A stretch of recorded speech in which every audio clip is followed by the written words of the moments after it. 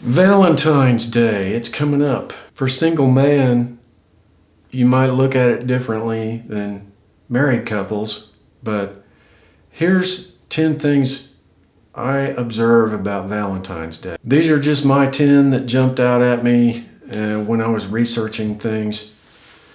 I didn't research enough statistics though, I don't think, but this is the third time I've tried to film this video. For some reason, the Valentine gods don't want me to make this. The first thing that happened was my batteries on my sound recorder went out. I was talking to the camera all the time and it was off, so no sound. The second time I filmed this video was, for some reason, the record button didn't go off, so I was talking to the camera forever and it wasn't being recorded. So now I'm hoping strike 3 is the one that's gonna go. So bear with me here. Valentine's Day, the number one thing I observe about Valentine's Day is it's overhyped. The closer you get to that date, just like Christmas and Halloween and all the other holidays, the closer you get, the more commercials you start to see on TV, social media, talk shows, morning shows. At least here in the US, that's how it occurs. I mean, you start seeing ads that you don't see the rest of the year. I noticed that there are ads on my TV for greeting cards, ads for florists, flowers, ads for perfumes and colognes that you don't see all year. It just is a barrage of media for these companies to advertise for Valentine's Day because that's what they want to sell us. Jewelry stores, that's a huge one. That's the first thing I notice about Valentine's Day. Number 2, it's not just for couples. Your family is different than mine, but in my family, my mom especially, my mom and my older sister never missed sending me something on Valentine's Day, and they never missed calling me on Valentine's Day. When I saw how important it was to them, I made sure I never forgot them on Valentine's Day either. Their Valentine's Day, their birthday, those days are super important to them, and if you miss that, it can kind of go sour in a hurry. In my family, when I noticed they never missed calling me and sending me something on Valentine's Day, I made sure that I never missed them on Valentine's Day because women see it as a super important day. So I made sure I never missed. Dating, when I was dating, I made sure I never missed who I was dating. Now, I've had some friends that got dumped right after Valentine's Day. It never happened to me. I remember getting dumped after Christmas, but I never got dumped after Valentine's Day. So I looked at that and I thought, well, you know, she was dating you for the wrong reason. Number 3, I jotted down social pressure. Social pressure is a thing, but you don't have to buy into it. I know that a lot of times when you're alone and you don't have anybody, you're not even dating anybody, it can make you feel bad, and don't let it. It's just all a bunch of commercial hype that you're seeing. So don't fall for that.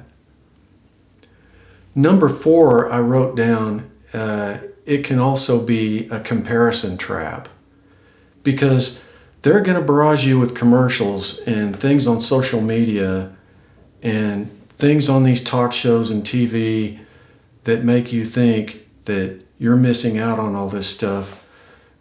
Don't feel that way. Don't compare yourself to that because what you're seeing, especially on social media, is you're seeing the highlight reel.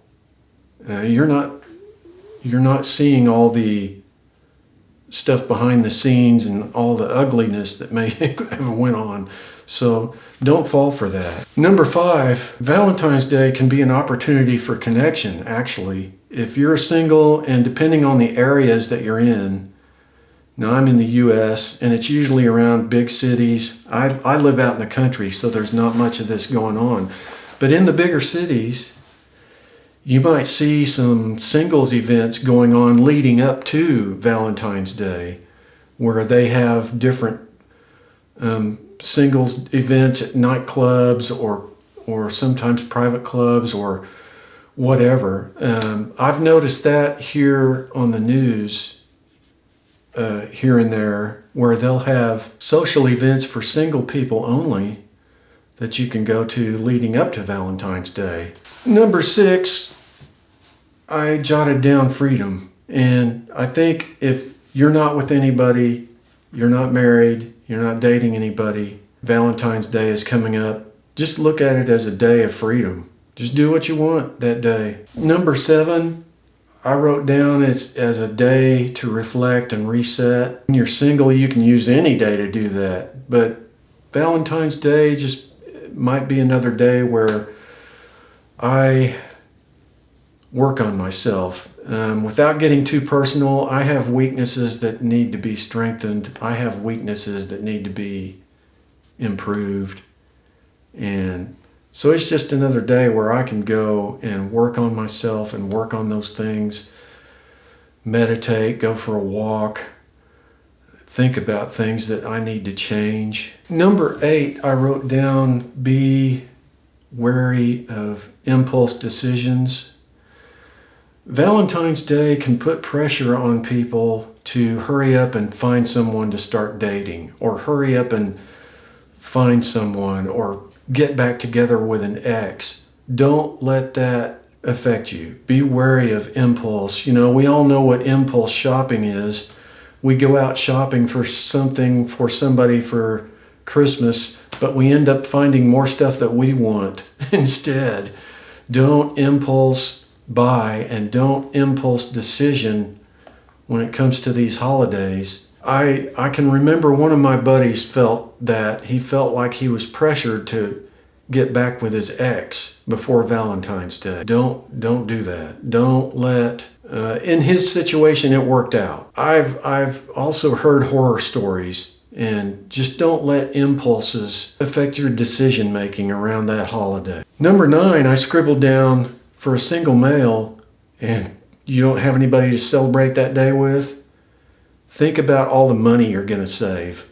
That's one good thing about it, is jewelry, flowers, greeting cards, perfumes, colognes, reservations at a special restaurant, the restaurant you're going to, the valet parking, all this stuff you have to pay for, you're going to save when you're single. Number 10, the 10th thing that I'm going to say about Valentine's Day, besides all the overhyped stuff and everything, if you find yourself alone and you're single and you feel bad, don't.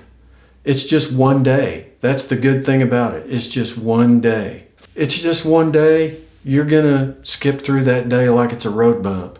So just celebrate the fact that you're single. I just want to say, celebrate your freedom. Celebrate the day for yourself if you're alone. Do the best you can with what you've got, wherever you're at. And I will see you guys on the next one.